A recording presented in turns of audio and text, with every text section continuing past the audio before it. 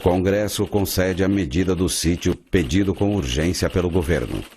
Correio da Manhã. Várias prisões, mortos e feridos. Correio da Manhã.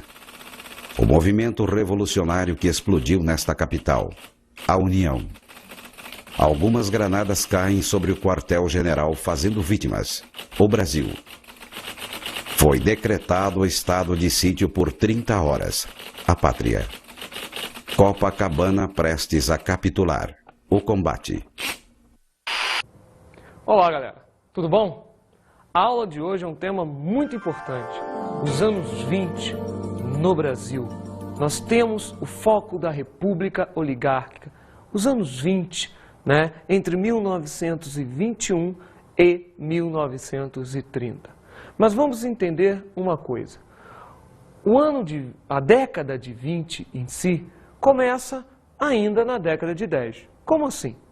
Com a morte, em 1918, de Rodrigues Alves, eleito presidente, porém, seu falecimento decorrente de uma gripe, a famosa gripe espanhola, novas eleições ocorreram e Epitácio Pessoa subiu ao poder em 1919. Na sequência, Epitácio Pessoa, Arthur Bernardes e Washington Luiz, os presidentes que vão viver a década de 20 no Brasil. Bom, como pontos interessantes dos anos 20, para nós entendermos um pouquinho desse período, nós tivemos o tenentismo, o movimento operário, a Semana de Arte Moderna, o surgimento do Partido Comunista cá no Brasil. Bom, então vamos começar com o primeiro ponto. Qual é o primeiro ponto? O tenentismo, ou o movimento tenentista. O que foi o tenentismo? O tenentismo simplesmente foi um movimento que existiu em todo o Brasil, feito pela baixa oficialidade. Esta baixa oficialidade que era contra o domínio das oligarquias, ou seja, o poder nas mãos das oligarquias. Simplesmente os tenentes queriam ascender ao poder federal e, na visão deles, consertar o Brasil, colocar a ordem naquele país. Muitos movimentos tenentistas ocorreram pelo Brasil. Em 1922, ganha-se destaque o Rio de Janeiro, 24 e 25 São Paulo, Rio Grande do Sul. Tenentismo existiu em todo o Brasil, mas alguns foram marcos importantes para a nossa história, como, por exemplo, o movimento tenentista do Rio de Janeiro, que acaba inaugurando o cenário dessas revoltas. O movimento tenentista do Rio de Janeiro é o chamado Levante do Forte de Copacabana, ou também conhecido como Levante dos 18 do Forte. Mas o que veio a ser o Levante do Forte do Copacabana? Simplesmente, este levante fez com que 16 militares descontentes com o sistema vigente, ou seja, o poder nas mãos das oligarquias paulista e mineira, esses militares fossem para as ruas e desfilassem em forma de protesto pelo calçadão de Copacabana, reivindicando a tomada do poder por esta baixa oficialidade. 16 militares, mas aí você vai me perguntar, mas não são 18? Não é o 18 do Forte o título? Pera lá, são 16 militares e 2 civis que estavam passando no momento. Passaram no momento, observaram o movimento e aderiram ao movimento. Já sabe o que aconteceu? O levante do 18 do Forte foi contido pelas forças do governo. Há de se destacar um personagem muito importante aí chamado Eduardo Gomes, que chegou a ser preso, e mais tarde ser candidato à presidência da República. Um dos manifestantes do levante do Forte de Copacabana. Então o movimento tenentista, num primeiro momento, ganha esse destaque, o movimento do 18 do Forte ou o levante de Copacabana. 5 de julho de 1922. Um disparo de canhão no Forte de Copacabana, no Rio, deu início à Revolução dos Tenentes. Foi um movimento rebelde dos jovens oficiais da classe média que iria mudar a face do Brasil. Naquela época, a República Velha já dava sinais de esgotamento e a tensão social crescia. Novas classes emergiam no cenário político. Uma sucessão de greves operárias inspiradas na Revolução Russa levou à criação do Partido Comunista do Brasil, em março de 22. A inquietação atingia também intelectuais e artistas. No início daquele mesmo ano, uma brilhante geração de artistas já tinha escandalizado o país com a Semana de Arte Moderna em São Paulo. Os rebeldes de 22 são os clássicos de hoje. Mário e Oswald de Andrade, Anita Malfatti, Tarsila do Amaral e Villa-Lobos. Com uma arte polêmica e ideias irreverentes, eles conseguiram sacudir a sociedade brasileira. As mudanças agitavam as fábricas, os salões da aristocracia e especialmente os quartéis. Em 1922, quando se rebelaram, os militares do Forte de Copacabana foram abandonados pelos outros conspiradores. Sem apoio, os jovens oficiais tomam uma decisão suicida: deixar o forte e combater os legalistas de peito aberto. Mas apenas 18 oficiais e soldados participaram da famosa caminhada pela Avenida Atlântica. E só 2 sobreviveram ao combate: os tenentes Siqueira Campos e Eduardo Gomes. O episódio heróico ficou conhecido como os 18 do Forte. Novas rebeliões se seguiram. Depois da derrota da Revolução de 24 em São Paulo, os tenentes iniciaram a Guerra de Movimento. Colunas tenentistas percorreram o país, levando os ideais revolucionários na ponta das baionetas. Sob o comando do tenente Luiz Carlos Prestes, o Cavaleiro da Esperança, 1.500 homens se embrenharam pelo país, caminhando e lutando ao longo de 25 mil quilômetros. A coluna Prestes se dissolveu em fevereiro de 27 na Bolívia. Mas a luta não foi em vão. Mesmo derrotados, os tenentes mudaram o Brasil e lançaram as bases para a Revolução de 30. Observaram as cenas retratando o movimento tenentista? Ressalto e relembro que o movimento tenentista é um movimento que está ocorrendo no Brasil inteiro. Demos destaque, a princípio, o levante do Forte de Copacabana em 1922. Porém, outros 2 levantes chamam a atenção para a gente. Do ano de 1923, a chamada Revolução Gaúcha. E, no ano de 1924, o principal dos levantes tenentistas, a Revolução Paulista de 1924, ou o Movimento Tenentista de 1924. Da união do movimento tenentista gaúcho com o movimento tenentista paulista, a união deles criou a coluna Prestes, a coluna do Cavaleiro da Esperança. A coluna Prestes foi um movimento tenentista de amplitude nacional que veio a percorrer praticamente 3 vezes o território brasileiro, mas não necessariamente todas as regiões do Brasil.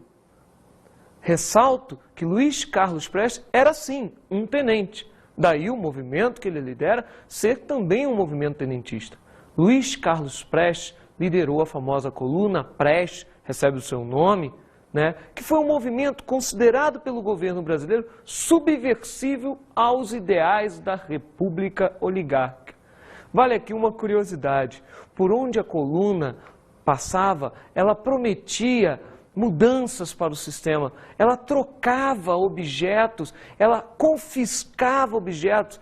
Tem um caso muito interessante que um senhor ainda vivo, luta para receber um jumento do governo federal. Isso mesmo, um jumento do governo federal, confiscado pela coluna Prestes e prometido por Prestes de ser devolvido após o seu uso. Vale ressaltar aqui que Luiz Carlos Prestes era um senhor estrategista. Tanto é que o Exército Brasileiro jamais conseguiu pegar a coluna Prestes. E vale ressaltar aqui, sempre Prestes tentava evitar o confronto armado com o Exército Brasileiro. Ressalto que Luiz Carlos Prestes, conhecido como Cavaleiro da Esperança, que acabou se tornando herói nacional dentro do contexto da época, conseguiu fugir ele e outros membros da coluna em direção à Bolívia, onde lá pediu exílio político. 2 anos e 3 meses de marcha por 12 estados brasileiros, num total de 23 mil quilômetros percorridos, sem nenhuma batalha perdida. A coluna Prestes tornou-se ícone de movimentos sociais, repercutindo seu sucesso mundo afora. Como acabamos de observar nesse pequeno texto, a coluna Prestes em si teve um grande apoio popular nesse imenso território brasileiro. Luiz Carlos Prestes, após ter saído do Brasil e ido para a Bolívia, vai em direção à União Soviética e lá vai conhecer Olga Benário Prestes, sua futura esposa. Outro ponto interessante que nós podemos observar é a questão do movimento operário na década de 20. Mas, para nós entendermos o movimento operário nesta década, na década de 20, nós temos que voltar um pouquinho. Vamos entender esse movimento operário nos seus primórdios, nas primeiras décadas do século. Pois bem, nas primeiras décadas do século, na década de 10, para ser mais exato, o movimento operário brasileiro era controlado pelo anarco-sindicalismo, ou seja, os sindicatos, a maioria dos sindicatos estava nas mãos dos anarquistas. Um movimento que reivindicava simplesmente a ausência do Estado, a ausência de leis em si. Naquela visão, o sinônimo anarquismo igual a bagunça. Errado de uma certa forma. O anarquismo é uma senhora forma política de ser apresentado. O problema é que, teoricamente, é uma coisa e na prática não dá para ser aplicado. Bom, a questão do movimento anarquista controlando os sindicatos era uma ação direta no trabalhador. Como assim ação direta no trabalhador? Uma coisa bem simples. Era inserido dentro das próprias fábricas, pessoas ligadas aos sindicatos para promover as greves. Greves reivindicando principalmente os benefícios sociais, ou seja, os direitos trabalhistas, as famosas leis trabalhistas, que neste momento não seriam dadas. Sabe quando que seria dada? A lei trabalhista seria dada, ou melhor dizendo, o conjunto de leis trabalhistas só viria a se formar como CLT, Consolidação das Leis Trabalhistas, na era Vargas, no governo de Getúlio Vargas, a partir de 1930, e consolidando com a formação da CLT no ano de 1943, durante a ditadura do Estado Novo. Bom, o movimento anarquista, no final da década de 10, perde suas forças, principalmente associado a dois motivos. O primeiro motivo está ligado diretamente à repressão aplicada pelo governo federal brasileiro, fechando muitos sindicatos de origem anarquista. O segundo motivo está lá no ano de 1917, com o acontecimento internacional denominado Revolução Russa e o advento do pensamento socialista, que vai chegar ao Brasil e vai tomar conta, vai ocupar o lugar do anarquismo na liderança dos sindicatos. Chegamos finalmente na década de 20. O movimento operário ganha espaço, o pensamento socialista. Lembrando, na década de 10, o movimento tinha uma ação direta. Na década de 20, os sindicatos passaram, em sua maioria, para o domínio do pensamento socialista, ou seja, dos socialistas. E a ação era indireta, através do Partido Comunista do Brasil, o chamado PCB. Então, o movimento operário da década de 10 era liderado pelos anarquistas. Reivindicavam o quê? Reivindicavam benefícios sociais. O movimento operário da década de 20 era liderado pelos socialistas. O que eles reivindicavam? Benefícios sociais, direitos para os trabalhadores. Eles conseguiram o da década de 10, o da década de 20? Infelizmente, não ganharam espaço. E repito o que eu já falei. Os direitos trabalhistas só chegaram para os trabalhadores na década de 30 e 40, com o início do governo de Getúlio Vargas e a criação da CLT. O movimento operário brasileiro viveu anos de fortalecimento entre 1917 e 1920, quando as principais cidades brasileiras foram sacudidas por greves. Uma das mais importantes foi a de 1917, em São Paulo, em que 70 mil trabalhadores cruzaram os braços. A paralisação durou uma semana e foi duramente reprimida pelo governo paulista. finalmente chegou-se a um acordo que garantiu 20% de aumento para os trabalhadores.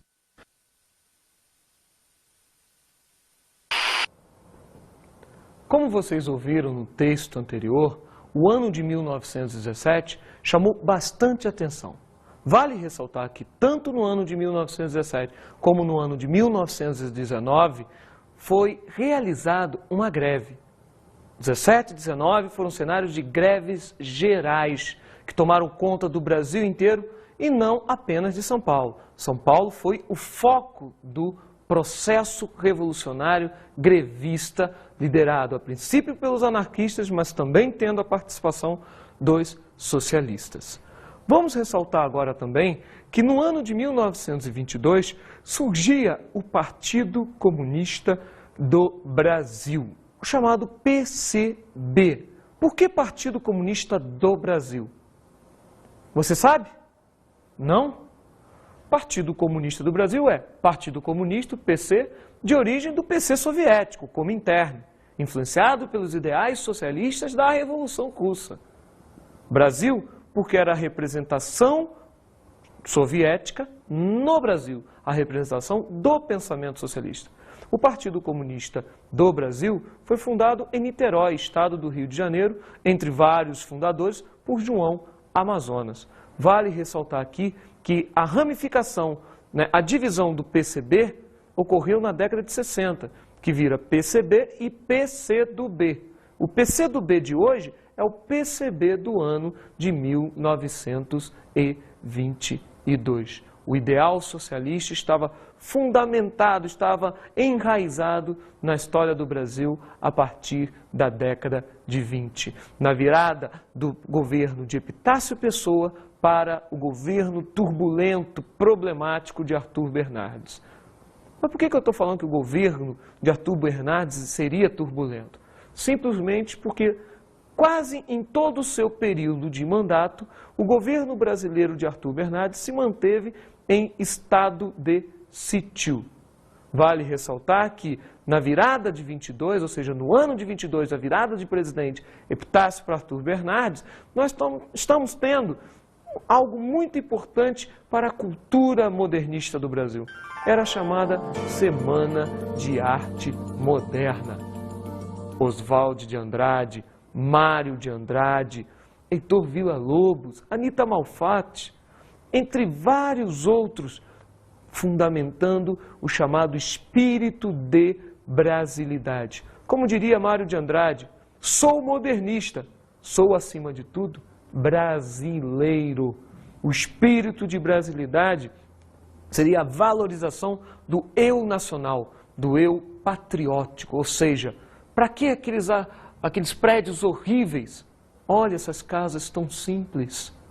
Casas estas se referindo ao modelo brasileiro de se criar e não da influência europeia. Era uma tentativa de retirar a influência europeia. Interessante e curioso falar que a maioria queria criar um espírito de brasilidade, retirando a influência europeia. Porém, nada mais era do que pessoas que tinham passagem na Europa e influência da própria Europa. O movimento modernista ocorrido em São Paulo simplesmente marcou uma mudança radical no pensamento da época. Era o modernismo entrando na história. Era o manifesto do pau-brasil. Era modernismo, movimento cultural. No país da Tropicália, tudo acaba em carnaval, como foi um dia um samba-enredo da Escola de Samba Estácio de Sá, referindo-se ao movimento modernista de Mário de Andrade, de Oswald de Andrade. Vale ressaltar aqui que esse movimento não foi uma semana, porque o nome diz tudo, Semana de Arte Moderna. Mas o evento todo ocorreu em 3 dias. 3 dias que se transformaram na Semana de Arte Moderna, que na época, não fez tanto sucesso. O movimento cultural modernista de 22 veio a fazer sucesso muito mais à frente. Ainda na década de 20, o pensamento modernista veio ganhar espaço no cenário brasileiro com a valorização do espírito de brasilidade. Repito, é a valorização do eu patriótico, das obras artísticas, literárias, musicais, retratando o panorama brasileiro.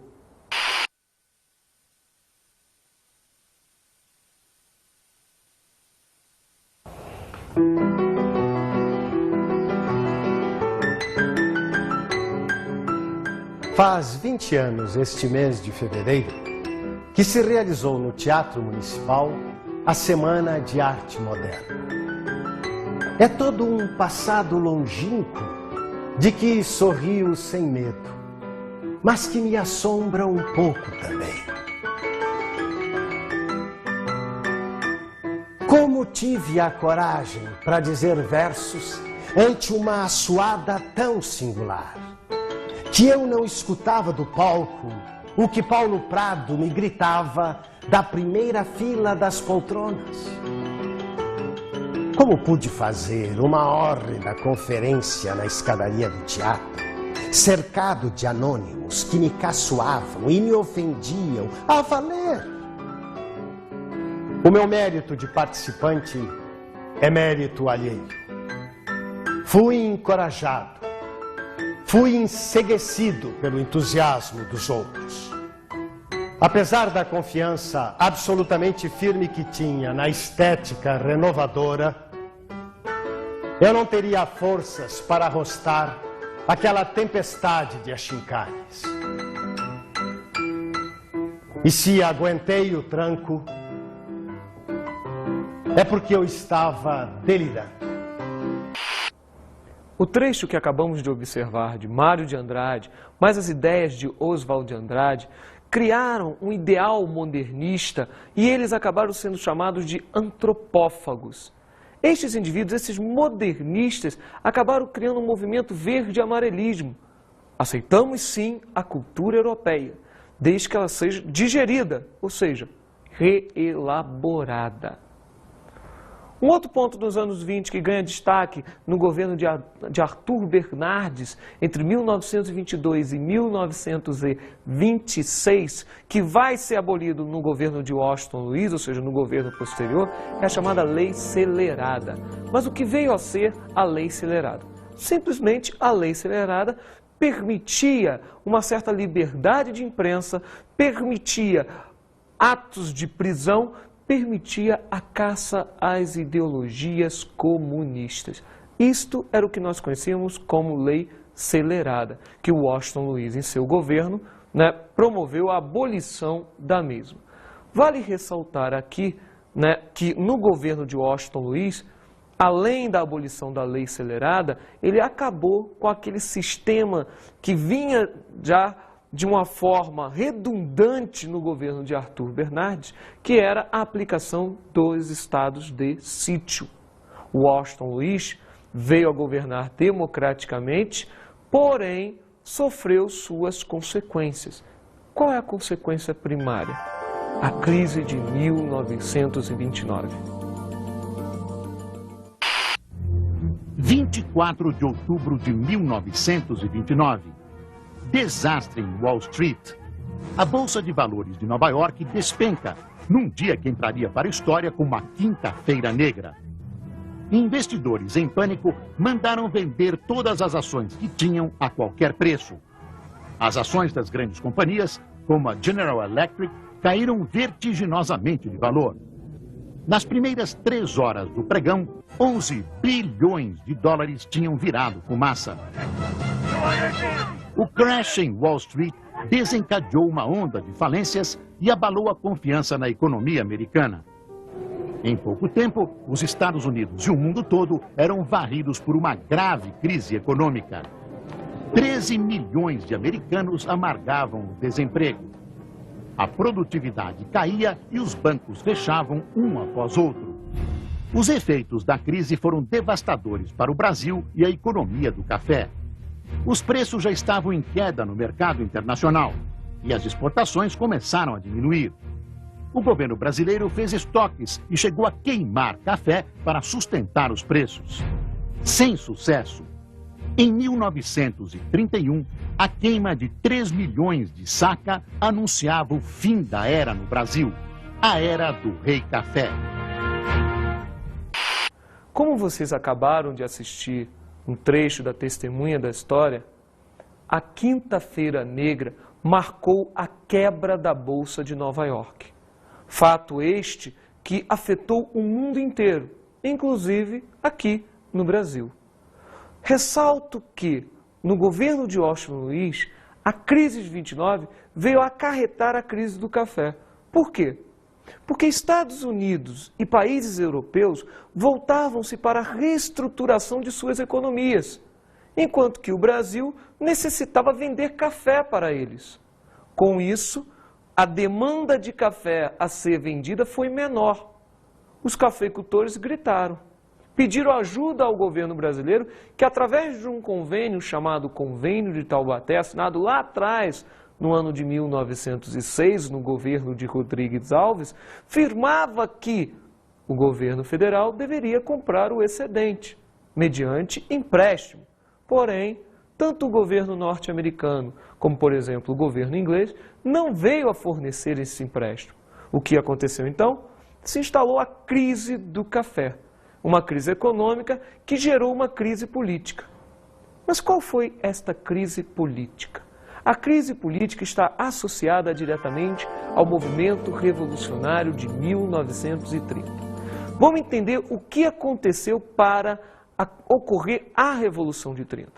Simplesmente, o Washington Luiz, representante da oligarquia paulista, tinha que nomear um mineiro, para a sucessão.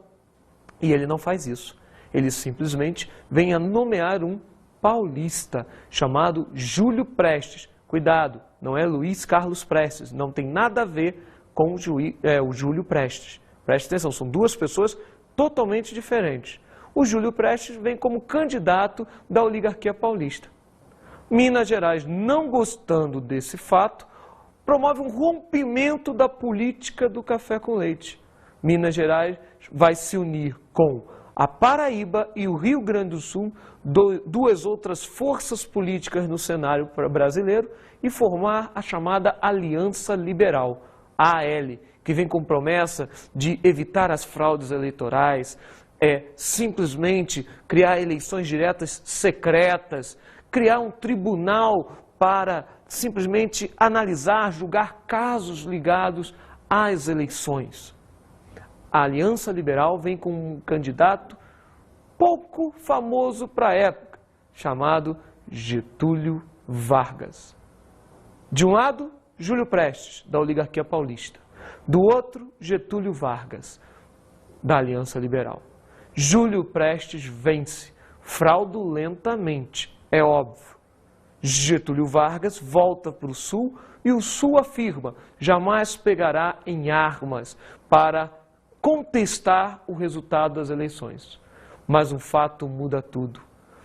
Na Paraíba, ocorre o assassinato do vice da chapa de Getúlio Vargas, João Pessoa. Com o assassinato de João Pessoa, caracterizado por motivos pessoais, desencadeia todo o processo revolucionário. Getúlio Vargas pega um trem e começa uma caminhada em direção ao Rio de Janeiro. Nesse trajeto, nesta caminhada, Getúlio Vargas ganha o apoio de Assis Chateaubriand, o gerente, o chefe da mídia da época. A mídia está a favor de Getúlio Vargas. Getúlio Vargas vai simplesmente caminhar para o Rio de Janeiro para tomar o poder. Chegando no Rio de Janeiro, uma célebre frase tomava conta do Brasil na época: façamos a revolução antes que o povo a faça. Logo, Júlio Prestes foi impedido de tomar o poder e o Washington Luiz foi deposto. Getúlio Vargas, apoiado por Minas Gerais, Rio Grande do Sul e a Paraíba, subia ao poder, dando início ao que nós conhecemos como Era Vargas. Mas esse ponto, a partir daí, da Revolução de 30, é uma outra história. Vamos dar uma observada nas dicas de estudo agora?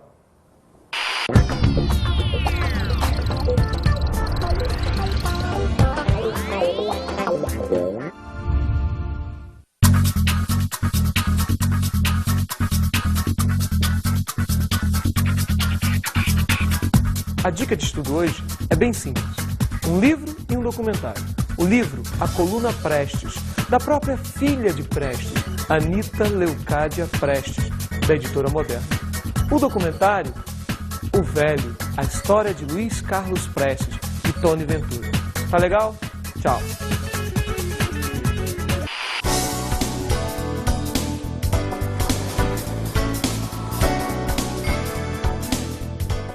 Na aula de hoje estudamos os anos 20. Falamos sobre o tenentismo e a coluna Prestes. O movimento tenentista figurou no ano de 22 no Levante do Forte de Copacabana e na união da Revolução Gaúcha e Paulista, que deu origem à famosa coluna Prestes de Luiz Carlos Prestes. Conhecemos o movimento operário. O movimento operário se dividiu em duas partes. Na década de 10, liderado pelos anarquistas. Na década de 20, liderado pelos socialistas. Observamos a Semana da Arte Moderna. O movimento da Semana de Arte Moderna de 22 teve como principais atores Anita Malfatti, Mário de Andrade, Oswald de Andrade, entre outros, idealizando o espírito de brasilidade. E aprendemos sobre a Revolução de 1930. A Revolução de 30 marcou a subida da Aliança Liberal e de Getúlio Vargas no poder. Bons estudos!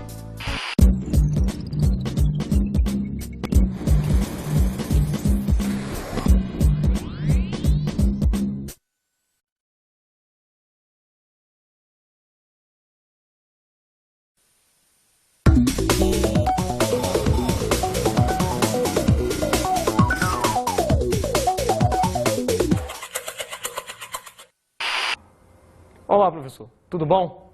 A dica de hoje é bem simples. Faça com a turma o seguinte. Apresente uma discussão entre os dois pensamentos vigentes na aula, o pensamento anarquista e o pensamento socialista. Uma outra dica legal é que você realize dentro de sua própria sala de aula uma semana de arte moderna, levando ao conhecimento do aluno a música da época, os textos da época, a pintura da época. Tá legal? Tchau pra você.